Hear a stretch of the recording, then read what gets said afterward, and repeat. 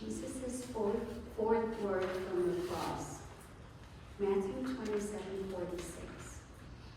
About 3 in the afternoon, Jesus cried out in a loud voice, Eli, Eli, lema sabachthani. A fully human Jesus says these words in Aramaic after suffering for 3 hours on the cross. David's lament at the beginning of Psalm 22 echoes the same cry.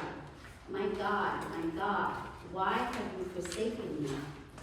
Why are you so far from saving me? So far from my cries of anguish.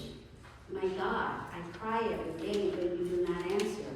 By night, but I find no rest. Being a witness to someone's pain is hard to face under most circumstances. Being in pain yourself is even harder. What do most people do when they see something uncomfortable or something bad is about to happen? You brace for impact. You hold your breath. You close your eyes. You cover your eyes. You turn away. The season of Lent used to make me uncomfortable, but not for the reasons that first come to mind. I welcome the chance to fast from unhealthy habits and to feast on new positive habits. Challenges do strengthen me. Lent is an opportunity to grow closer to Christ. The part of it that makes me, or that used to make me uncomfortable, is today. The 3 hours of darkness, the somber mood, the mourning. I used to say, spoiler alert, Jesus lives. So why do we have to go through all that? Why not skip to the celebration part? It's a very human trait to want to skip the bad parts and go straight to the good part. As a person who often struggles to regulate her mood, I try to stay calm and to always be positive. You may have noticed that I wear sparkly things. It's not because I love playing or because I'm shallow. It's a reminder that even the smallest light can hold back the darkness. My second most favorite verse is Matthew 5:16, which says, let your light shine before others so they can see your good deeds and glorify your Father in heaven. I'm like most people I know that would rather dwell in the light. So walking with Jesus through darkness is difficult. The instinct is to close your eyes and hold your breath. So to prepare yourself for the intensity of the emotion, I'm sure everyone here has felt pain and loneliness at some point. Like Jesus, like David, and many others in the Bible, and many more throughout time, they've questioned why God has left them alone to suffer. Let's focus for a moment on the good part. According to Google, the Bible has over 7,000 references where God promises his presence to support us, to strengthen us, and to comfort us. Isaiah 41:10 says, I will strengthen you and help you.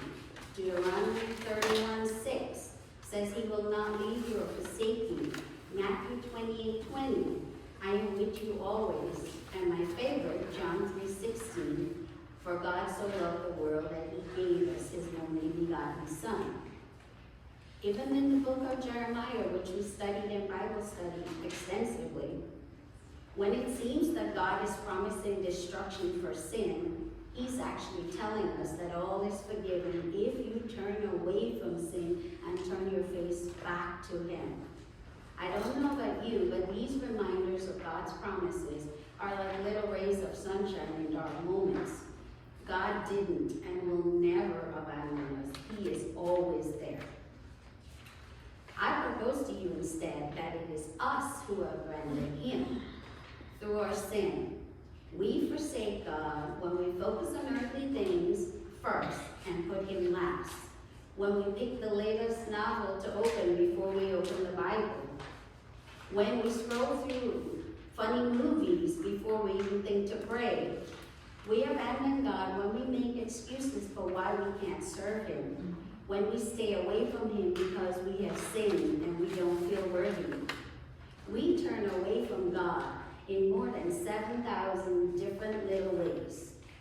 Yet, when we get hurt, we ask him why he's abandoned us. Jesus did a very human thing on that cross. He wanted to avoid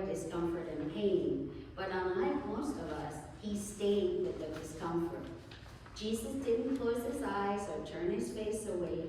He called out to God. We have a chance of salvation because he stayed on that cross and didn't abandon us.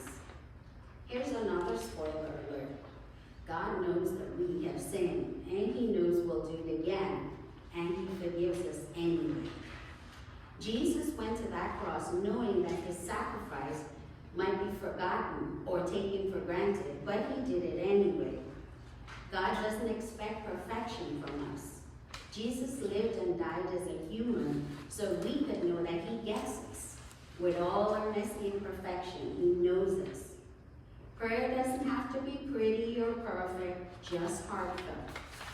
In his darkest final hours, Jesus might not have been singing beautiful praises or thanking God poetically for the chance to serve, but he did turn his face towards God. My God, why have you forsaken me? Is not just a cry of pain. It's not just a feeling of abandonment or a questioning of God's promise. It's a sign that even in the midst of darkness, Jesus turned his pain, his hopes, his heart towards the ultimate source of life and forgiveness. So if you remember nothing else from today, remember this. When you're hurt, you feel insecure, ashamed, lost, lonely, unsure, or you're stumbling through any kind of darkness, keep your focus on God.